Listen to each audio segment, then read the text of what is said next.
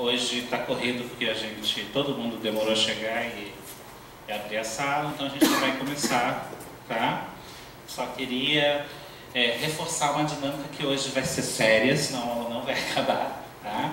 A gente combinou aqui com o Ramon que ele vai ser o mediador de fato, o mediador malvado de fato com ambas as partes. A gente não vai ter um tempo infinito, ele vai nos avisar quando for 8 horas, para a gente terminar no máximo 8h30, para ter meia hora do debate, mas realmente, com as 3 horas que a gente tem, e agora menos de 3, se a gente for interrompido, a aula não vai acabar. E assim como a aula 2, que foi uma aula até que correu bem, a aula 4 é muito crucial, que é a aula de hoje, tem conceitos muito específicos e a gente gostaria de conseguir terminá-la, tá?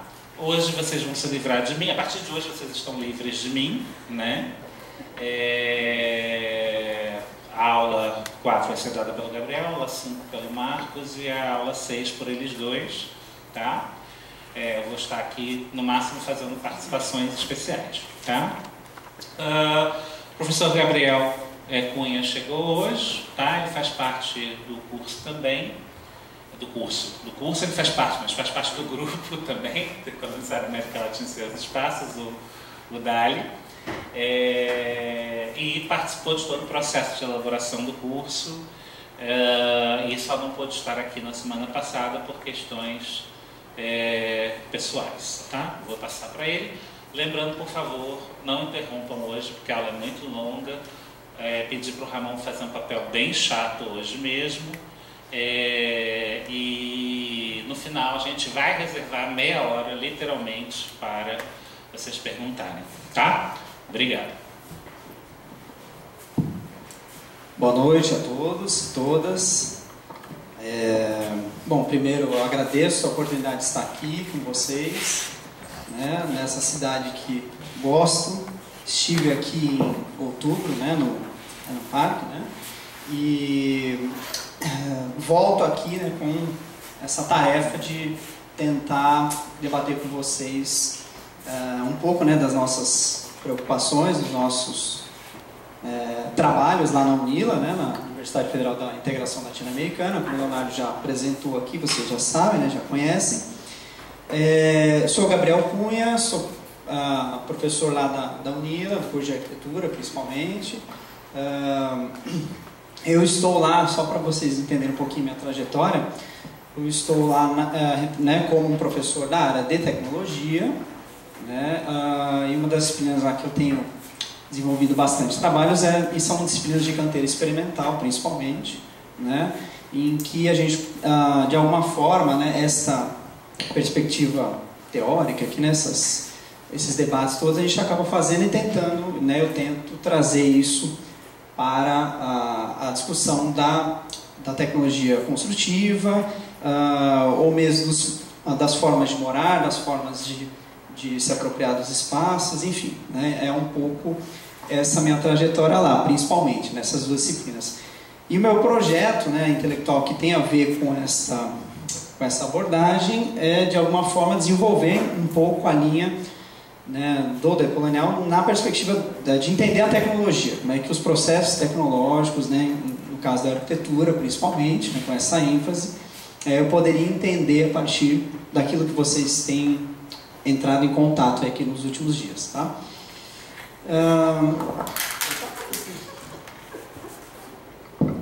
Vamos lá, então hoje, seguindo então a nossa sequência de aulas aí, geopolítica do conhecimento, desobediência epistêmica e arquitetura. Então, de alguma forma, né, a gente já começa aqui nesse momento a pegar então essa bagagem que vocês tiveram, acho que talvez espero que já começaram a decantar alguma coisa, né, ao longo dos últimos dias, para poder também começar a apontar outros caminhos, né? Em especial hoje eu chamo a atenção para a ideia de desobediência epistêmica, junto com a questão da arquitetura, que vai ser apresentada não só na aula de hoje, mas também na aula de amanhã, né, professor Marcos, quarta-feira, né, a próxima aula, a quinta aula, e que vai fechar, né, na aula 6, quinta-feira, nós vamos fechar aí também com os limites, os desafios e as perspectivas também do decolonial. Alguns textos dessa aula e da aula 5 também vão ter um diálogo aí entre si e também com a última aula, ok? Então vamos começar aqui. Bom, nossa equipe, que vocês já estão acostumados, já viram aqui, né, essas faces, essas expressões. E a primeira questão, que eu acho que inicia e faz o gancho com, né, o que vocês trataram nas últimas aulas, é a questão da geopolítica. O professor Leonardo já tratou um pouco de geopolítica do conhecimento, então é bom a gente resgatar novamente essas noções. Bom, então, na parte superior aqui do slide, alguns nomes europeus, né, homens brancos, que trataram aí, entre a virada aí do século XIX e início do século XX, a própria noção de geopolítica. Né, o que é a geopolítica? Né, então, cada um deles, né, um dos pioneiros, aí, eu considerava um dos pais, né, é o sueco. E no início da trajetória do pensamento geopolítico, vamos chamar assim, nessa matriz ocidental, enfim, né, dessa forma de expressão de pensamento, tem a centralidade no Estado.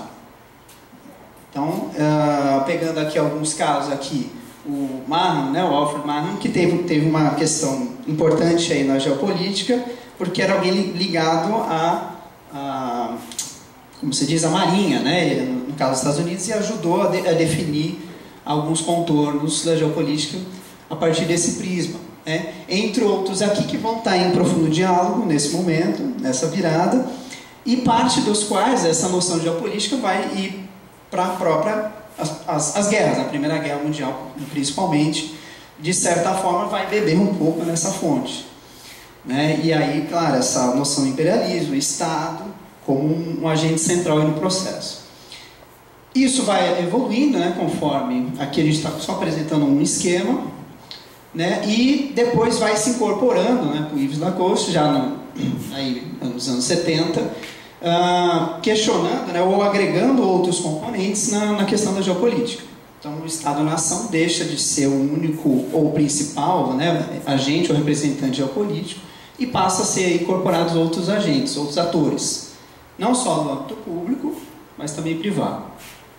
Né?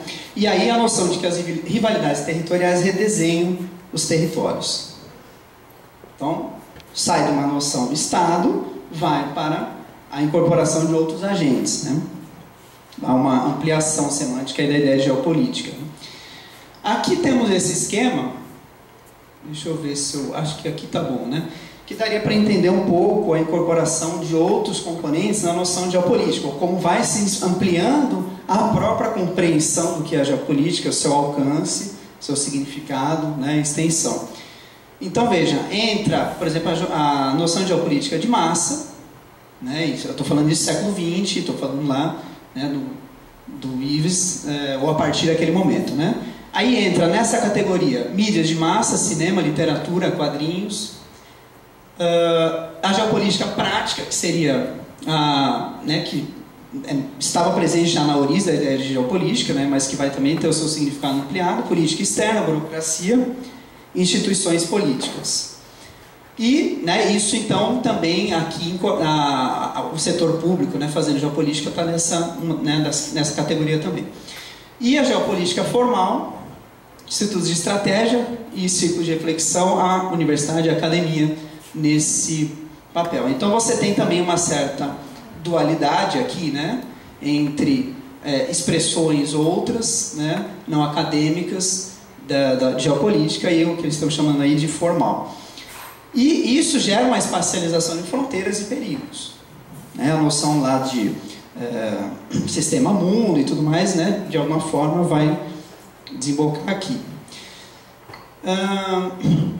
E isso vai gerar representações geopolíticas do eu e do outro.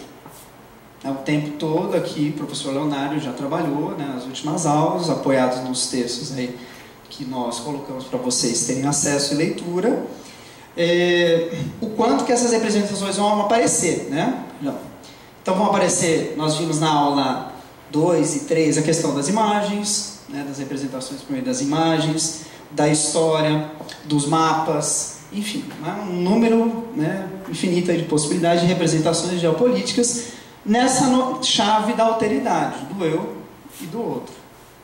Né? Aquele gráfico das bolinhas, que vocês, né, já estão... A gente vai mostrar de novo aqui mais algumas... Porque acho que ele sintetiza bem essa noção aí da alteridade e do evolucionismo. Bom, o Quijano, que já foi para vocês aí apresentado, dentro dessa noção de geopolítica do conhecimento, o que a gente quer chamar a atenção para a aula de hoje? Né?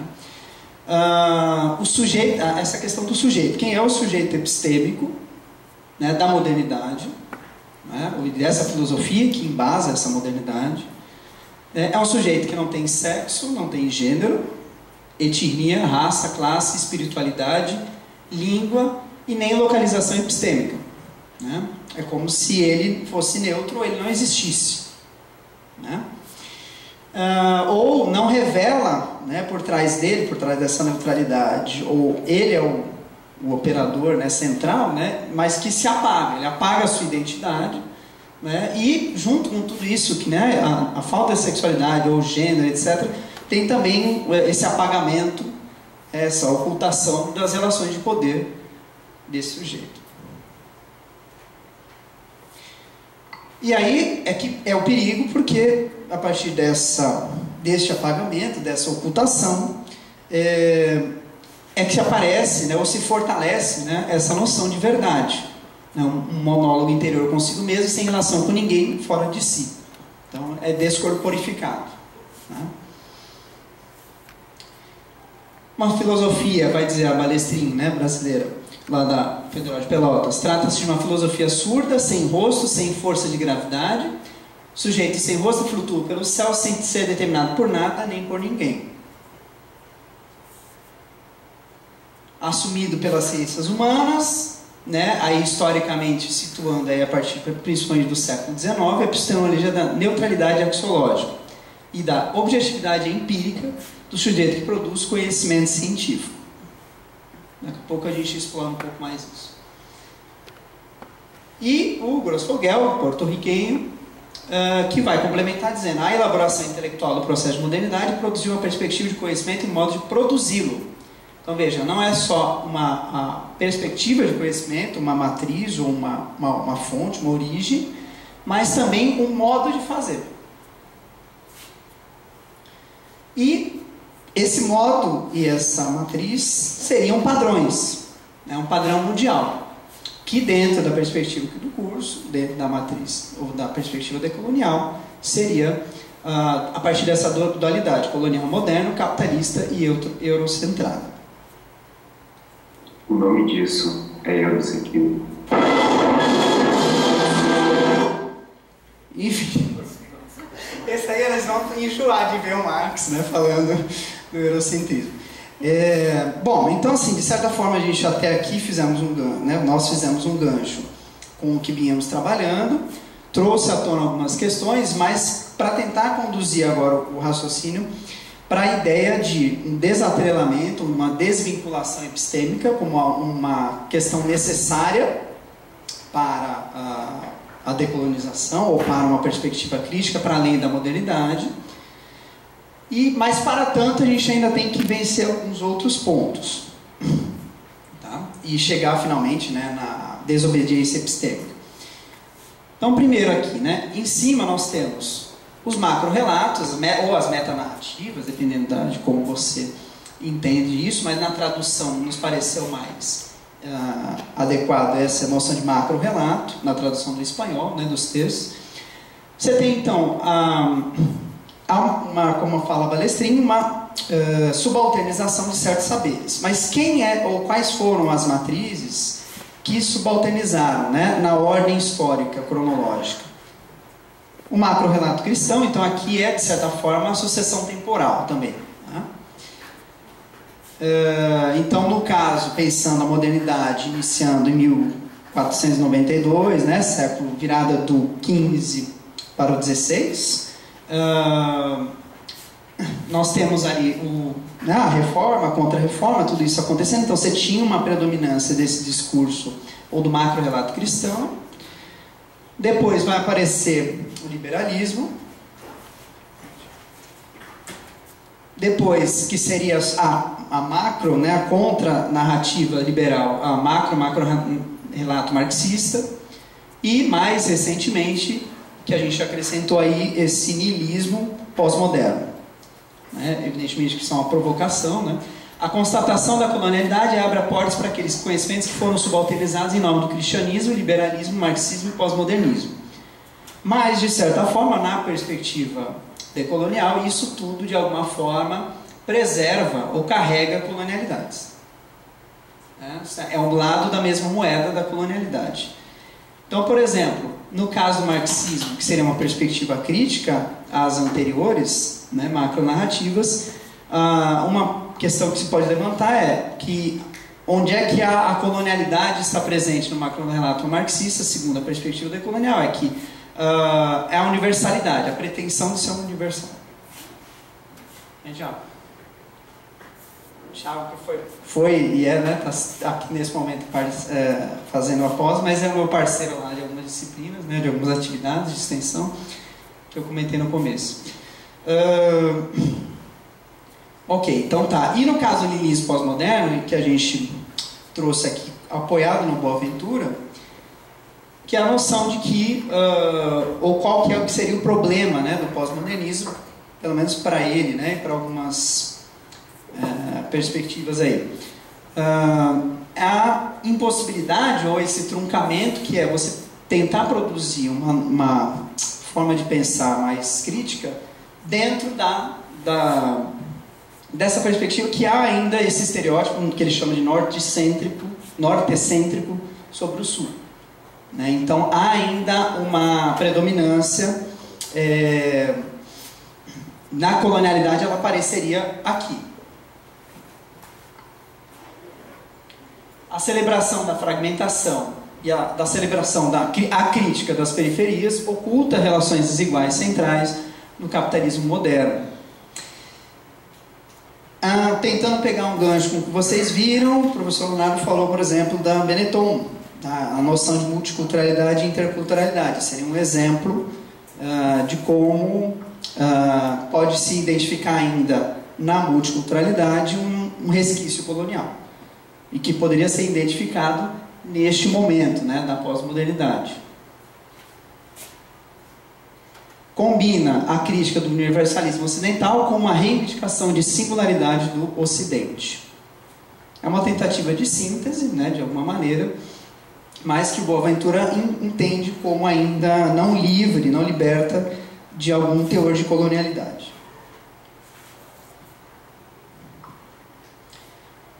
Essa noção, dentro da geopolítica, de modernidades periféricas, e aí o Miolo vai fazer esse embate com o Foucault, acho que já foi também mencionado aqui em outros momentos pelo Léo. A arquitetura das ciências sociais de Foucault tem uma fusão com as raízes da geopolítica que marca a história da filosofia. E aí o principal aí, né? Concepção de modernidade é aquela de fenômenos intra-europeus que respondem por toda a história da humanidade. Então veja, de novo, a questão do universalismo como um tema central. Não é descartar contribuições do pensamento né, moderno, entretanto, primeiramente reconhecer, pelo menos até nesse momento aqui do nosso raciocínio, o problema da universalidade. O que Foucault não conseguiu captar em sua denúncia foi o fato de que o eurocentrismo e o colonialismo são duas faces de uma mesma moeda.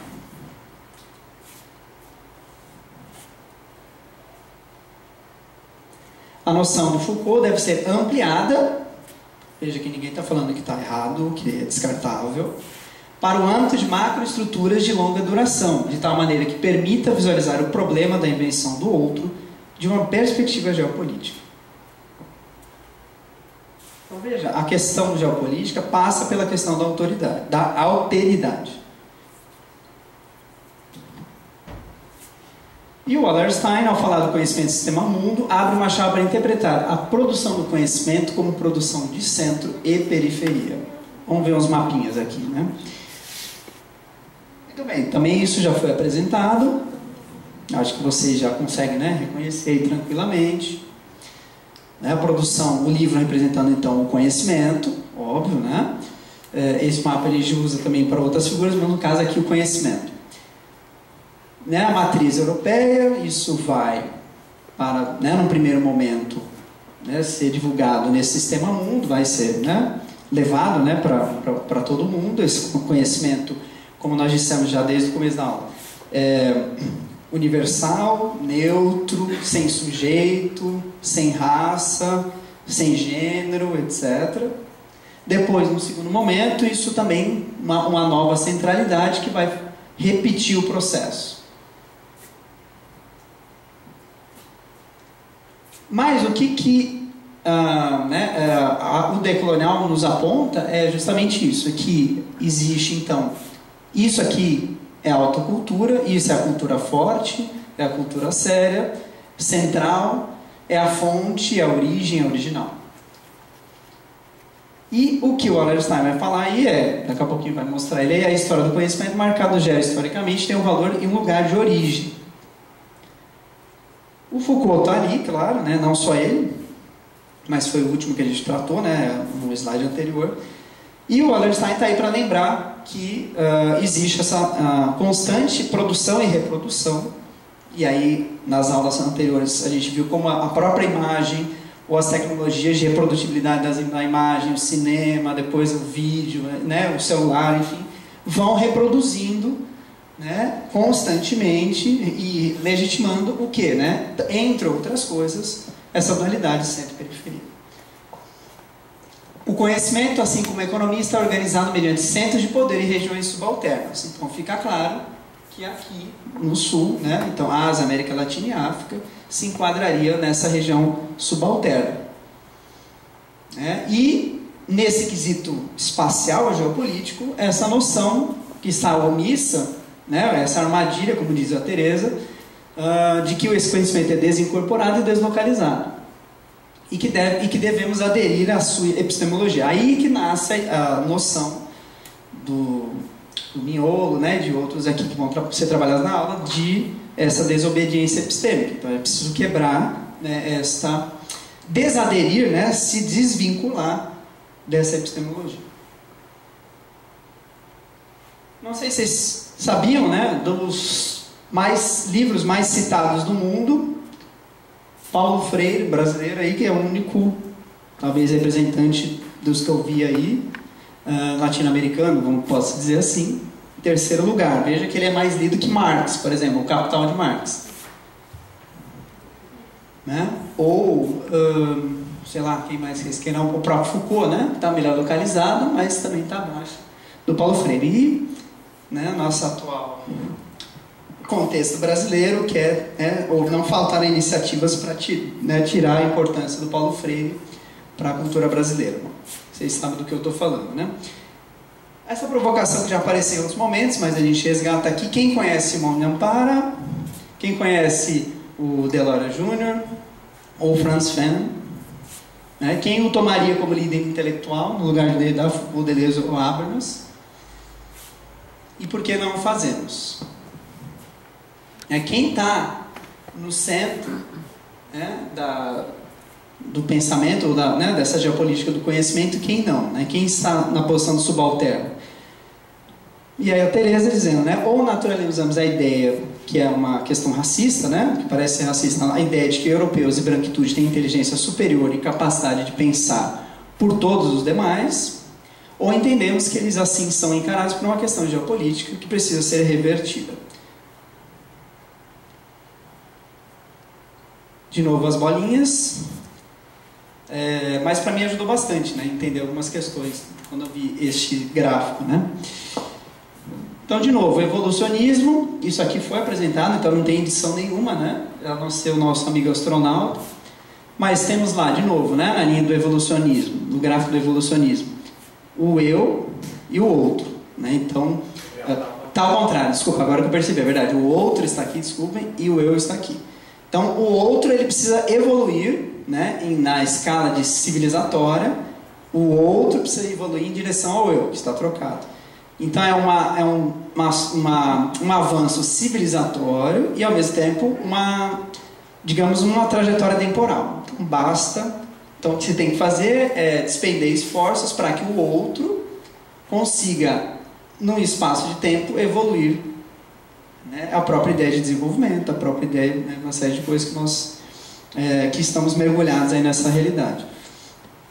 Aí nós temos na chave do dualismo o mundo do eu, que é a ideia de alteridade, e o mundo do outro, né? Então, há diferenças, mas existem também diferenças entre os diferentes aqui, né? Então, há algumas diferenças que estão, ou que ainda que na chave da diferença estão enquadradas no universo do eu, né? Daquilo que eu me identifico, e aquilo que é o não eu, né? O outro.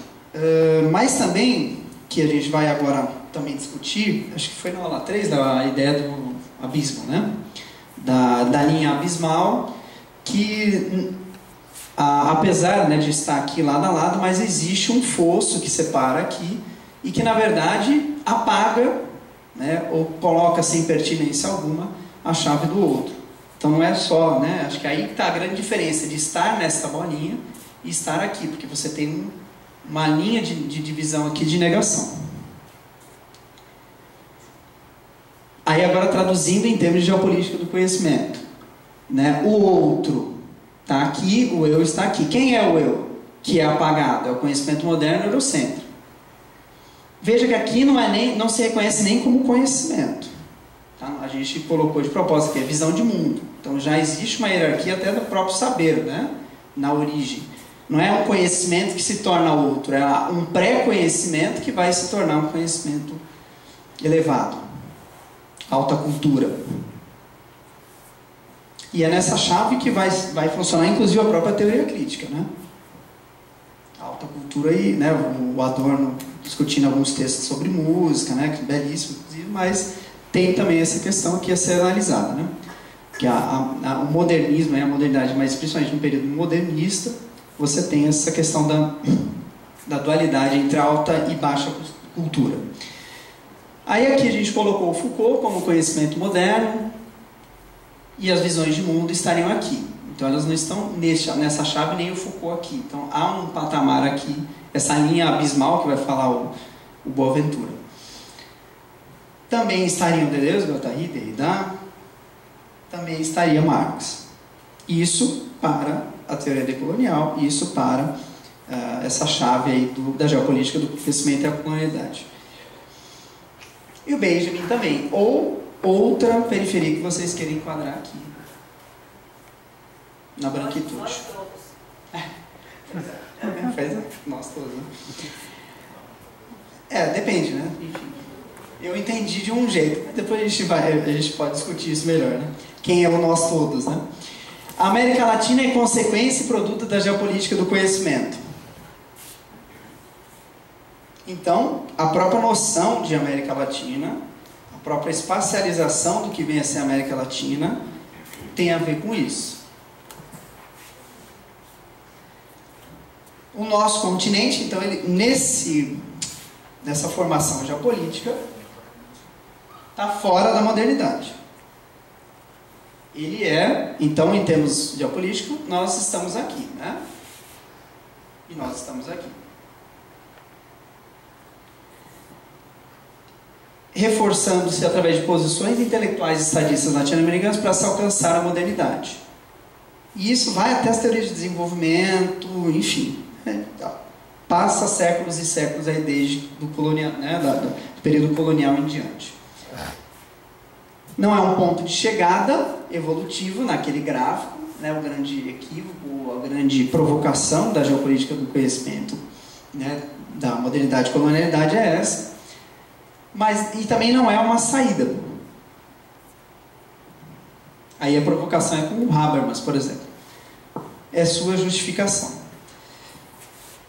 O conhecimento não é abstrato nem deslocalizado, pelo contrário, é localizado e corporificado. E a pergunta que já foi feita aqui, ou similares, existe filosofia latino-americana e existe filosofia oriental? Por que a gente não fala em filosofia europeia, ou filosofia norte-americana? Ou filosofia australiana, né? Na aula que vem, o professor Marcos vai falar um pouco de outros temas, mas, por exemplo, poderíamos adiantar, né? A comida, culinária japonesa, culinária brasileira e a culinária. Quem é a culinária que não tem um nome junto, né? Onde é que ela está situada? Se a enunciação é agora lugar de fala, lugar epistemológico, isso também está bem em voga, né? Felizmente, essa discussão, graças a pensadoras aí como a Djamila. Se a enunciação está sempre localizada e corporificada, como pode o europeu caucasiano, para quem sua língua não é aimara, cuja pele não é negra, cujos ancestrais não são da África, se comprometer com o pensamento decolonial e avançar na opção decolonial?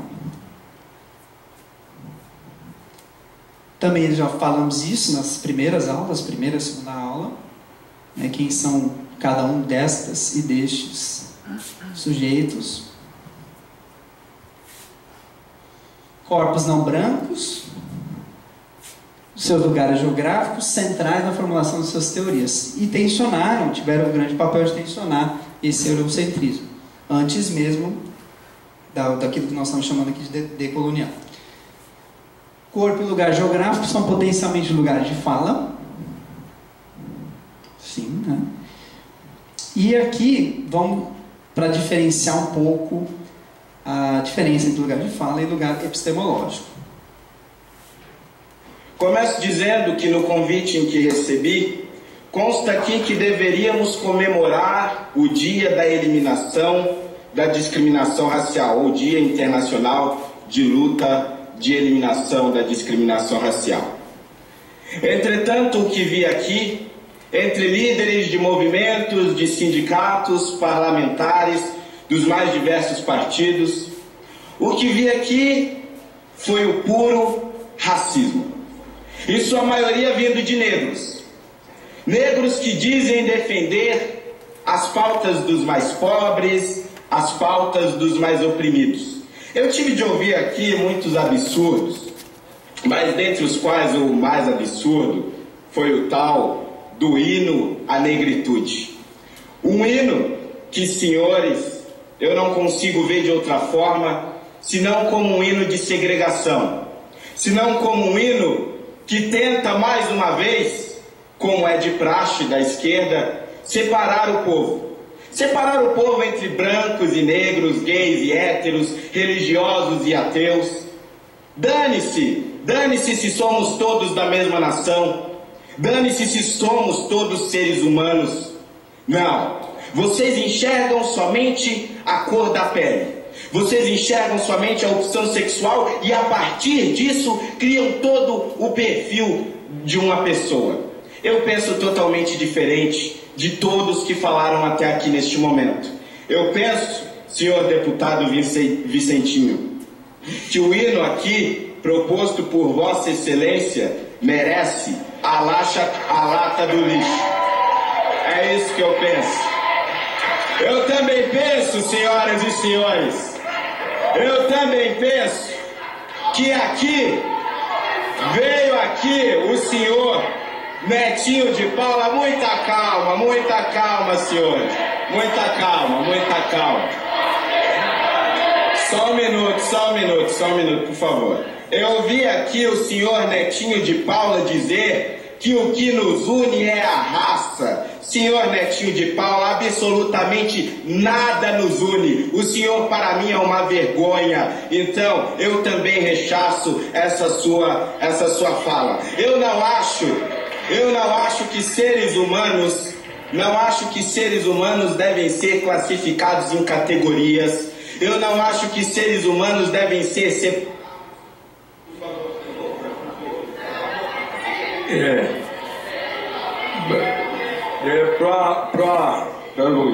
sobre o orador para concluir.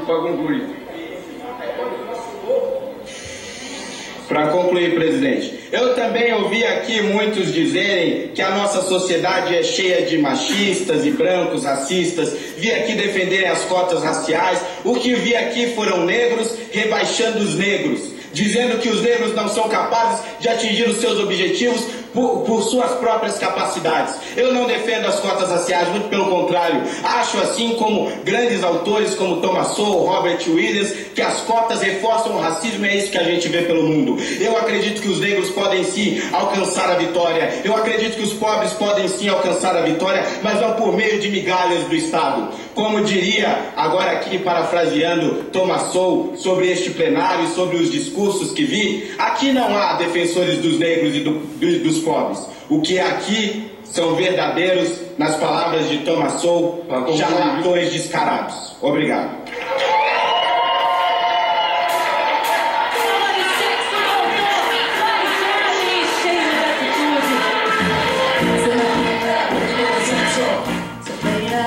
Sexo. Você compra roupa. Sexo. Você perfuma. Sexo. Dia 9 de outubro tem estreia da nova temporada de Amor e Sexo.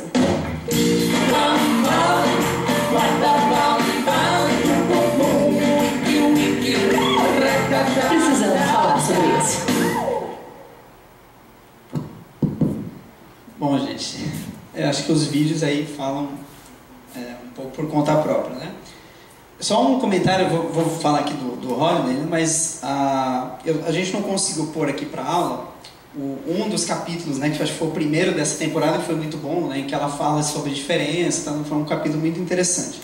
A gente acabou não conseguindo aí fazer o download, enfim, por questões aí de dificuldades técnicas, né? Mas daqui a pouco a gente volta para isso. Bom, como vocês, eu identifico aqui no discurso do Fernando Holliday, vejam a data, né? Ou seja, há cerca de 3 anos, há uma comissão que vai discutir racismo, política de cotas, entre outros temas. Vão lá representantes, né, tanto institucionais ali, deputados, Vicentinho e tal, como outras figuras importantes aí, que até ele menciona o nome aí dos movimentos negros ou da diversidade racial, enfim. E como vocês viram, o discurso que ele faz tem componentes, né, meritocráticos, tem componentes, né, racistas de alguma maneira também. Há uma questão que ele fala de Estado, né, de nação, então esse universal, essa ideia de nação como algo que nos une, que qualquer pessoa que lê o Hobsbawm, por exemplo, sabe que é uma construção, na ideia de nação, de Estado-nação, de nacionalidade. O que é a nação brasileira? Né? País com a nossa, né, extensão territorial. Ou o que é o continente latino-americano, em termos de diversidades, de conflitos e tudo mais. Como é que você coloca isso numa chave universal, né? Então, acho que a ideia, né, uma das ideias centrais, depois a gente pode no debate retomar alguns pontos, é também identificar, né, o problema que nós chamamos aqui de colonialidade. E, claro, identificar que lugar de fala é uma coisa, lugar epistemológico é outra. Então, aqui está invertido, né? A Fernanda Lima, mulher branca, tudo mais, fazendo um discurso, né? Apresentando uma narrativa, né? Mas, se não intercultural, pelo menos multicultural, na medida do possível, né? Ou, né? Abrindo possibilidades aí para pensar, né? O outro, a alteridade, e o Fernando Holliday, que fazendo um embate com a questão, né, tendo um lugar de fala, né, adequado, mas ocupando um lugar epistemológico oposto. Acho que o vídeo ajuda a entender um pouco a diferença entre as duas noções. Também já foi mostrado aqui na aula passada, quinta-feira passada, a ideia de multiculturalidade e interculturalidade que eu acabei de falar, elaborada pelos de cima. A multiculturalidade é a coexistência sem mexer nas estruturas, é a celebração da diferença e da identidade essencializada e sem explanar o conflito. A interculturalidade é um convite para se pensar fora das categorias da modernidade, aceitar a diversidade do ser, sendo assim é pluritópico e dialógico. Aqui 2 vídeos para mostrar algumas diferenças, né, como isso vai também para a academia. Lembra aquele primeiro slide que a gente falou, né, naquele diagramazinho da geopolítica? né, essa geopolítica formal. Aqui é um vídeo institucional deste ano que a UNILA lançou, né? A pluriversidade, a Watawasi, né, que é equatoriana.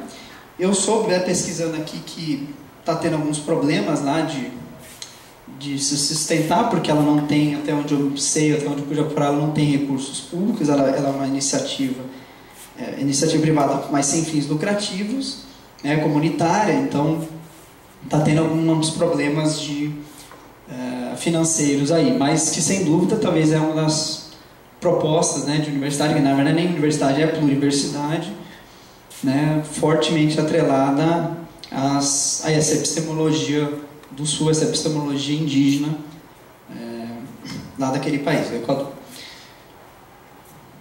Acho que é importante também conhecer alguns nomes desse interculturalismo. Acho que um dos talvez mais reconhecidos aí, que viveu bastante, ele viveu 88 anos, é o Fausto Reinado. O principal livro dele é esse.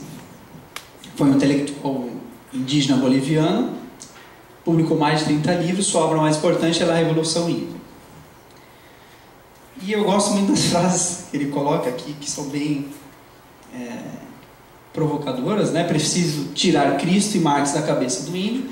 É importante lembrar, ele viveu todo o século XX, então ele de certa forma acompanhou esses movimentos de esquerda, a própria evolução do pensamento, digamos assim, revolucionário. Então ele teve um período que ele foi, por exemplo, marxista, ou ele militou, depois ele passa a questionar, né, e por isso que chega a essa noção de que é preciso problematizar não apenas o cristianismo, mas a narrativa marxista. Ele entendia que isso era um problema para entender essa realidade e para ela se pensar, e pensar as alternativas para a população, sobretudo indígena boliviana. E claro, né, vai pensar na chave da cultura inca, né, da cultura dos povos nativos, Inti, Pachamama, ao contrário do aterrorizador Jeová, respiram e exalam amor e fazem do homem um ser alegre, amante do bem e da paz. A filosofia inca tem a missão de enobrecer a vida, a felicidade, o amor e a paz, e são um prazer social. Então veja que é um pensador, né, um nome desse interculturalismo, e que traz algumas noções aqui, né, para problematizar, né, o que tem a noção, né, do papel que ocupa, o lugar epistemológico que ocupa. Esse que é uma figura também, né, controversa, enfim, né, considerado, né, por alguns, é o Felipe Quispe Huanca, né, ainda está vivo, ativista indígena e político boliviano, da etnia Aymara, líder do movimento indígena Pachacuti, e fundado em 2000, líder sindical.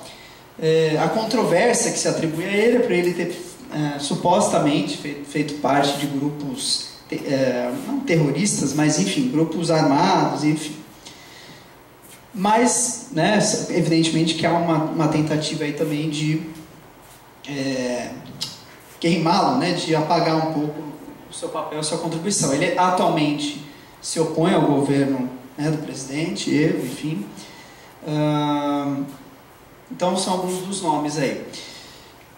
E aí volto, né, para tentar fechar esse raciocínio, a provocação aí de que está nos textos, da necessidade, né, de sermos capazes de ultrapassar esses limites. E aí entra então a ideia de desobediência civil sem desobediência epistêmica, né? Então, a necessidade de termos uma desobediência epistêmica, porque senão, né, esses processos de desobediência civil né, podem estar presos em jogos controlados pela teoria política e pela economia política eurocêntrica. Então, aquela armadilha que a Tereza no slide anterior falou, né, ou seja, é preciso também pensar o como pensar, né? E a noção de desvinculamento epistêmico, sair do domínio da oposição interna aos conceitos modernos e eurocentrados, né? Essas raízes greco-latinas, né, e as subjetividades formadas nessas bases. É um pouco a provocação dos bolivianos lá que eu mostrei. O controle da política de identidade exige principalmente na construção de uma identidade que não se parece como tal, mas como aparência natural do mundo. Nós já falamos sobre isso. Ser branco, heterossexual, sexo masculino. Uma política de identidade, que denota identidades tanto similares quanto opostas, essencialistas e fundamentalistas. Essa política identitária, como também temos tratado aqui, não se manifesta como tal, ela se omite, ela se esconde por trás de uma universalidade, de uma abstração, etc. E aí ele vai, quem acompanha o texto, ele vai dizer, olha, então ao invés de uma identidade na política, é preciso pensar em identidade em política. E o que ele quer salientar é que a necessidade de pensar politicamente em termos de projeto de decolonização. E aí é o posicionamento do sujeito, a corporeidade, a etnicidade, o gênero, né, aparecer aqui. Não sei se todos... Ué. Opa! Ah, tem que voltar mais um. Tá. Aí. Isso. Show de Truman. Deixa sem som. Né?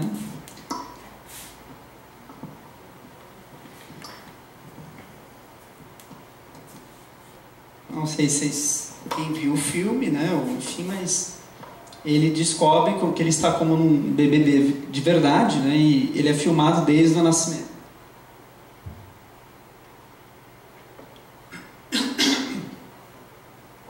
Isso aí é o trailer, né? E lá pelas tantas ele vai descobrir que a vida dele é uma farsa, né, ele está sendo monitorado 24 horas por dia, enfim. E aí é a tentativa dele de sair disso, ele ter uma vida autêntica e tentar sair dessas amarras. Então a provocação que é feita no texto do Mignola é justamente essa, né? Que é como se nós fôssemos todos o Truman e precisamos abrir a porta e sair. Ou seja, é necessário, a metáfora é fazer a crítica dentro das regras do jogo, é necessário sair desse problema.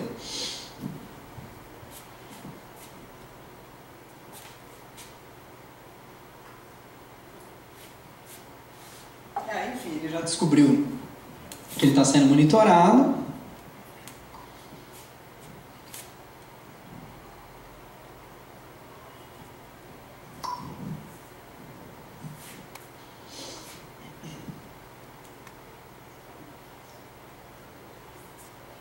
E essa é a temática aí do filme. Vou passar.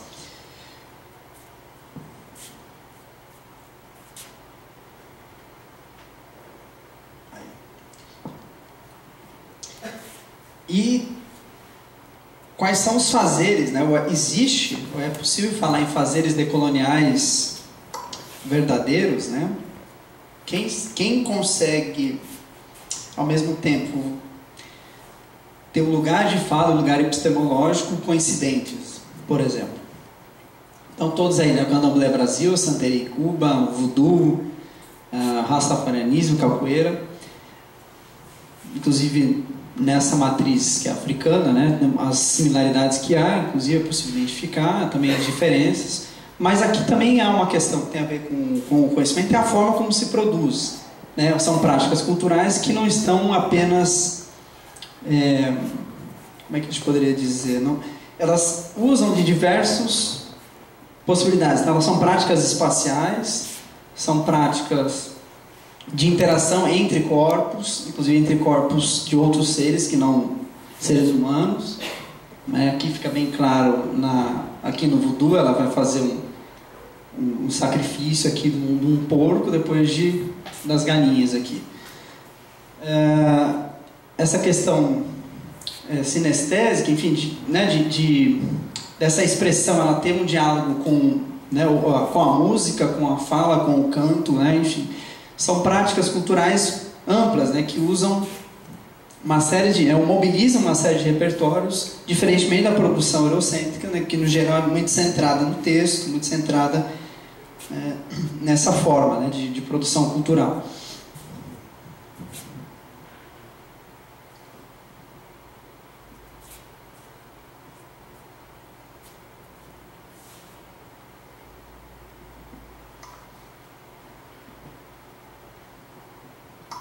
A importância, né, da culinária, enfim.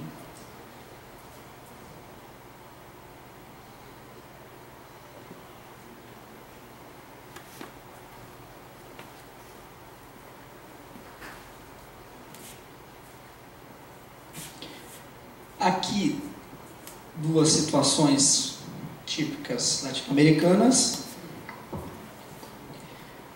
Aprovação do texto constitucional em julho de 2008, no Equador. E, mais recentemente, um protesto contra a construção de uma carreteira no meio do território indígena, a floresta, se não me engano, a floresta amazônica. E essa rodovia vai cortar todo o território desse parque, que é a sigla dele, é o TIPNIS. Daí essa faixa, né, essa é uma manifestação em prol disso, que inclusive tem custado para o Evo, enfim, um certo desgaste político com os indígenas, né, ele está querendo bancar esta carreteira, querendo, né, impulsionar e defendê-la, né, criando aí uma controvérsia com esta comunidade. Então veja que, né, são os desafios, a gente vai trabalhar isso também nas outras aulas, acho que principalmente na última, essa questão do bem viver, né, dos dois países, que inclusive viraram textos, né, foram incorporados no texto constitucional, mas que, enfim, nesse momento o que a gente quer chamar a atenção é o fato, de que essa desobediência epistêmica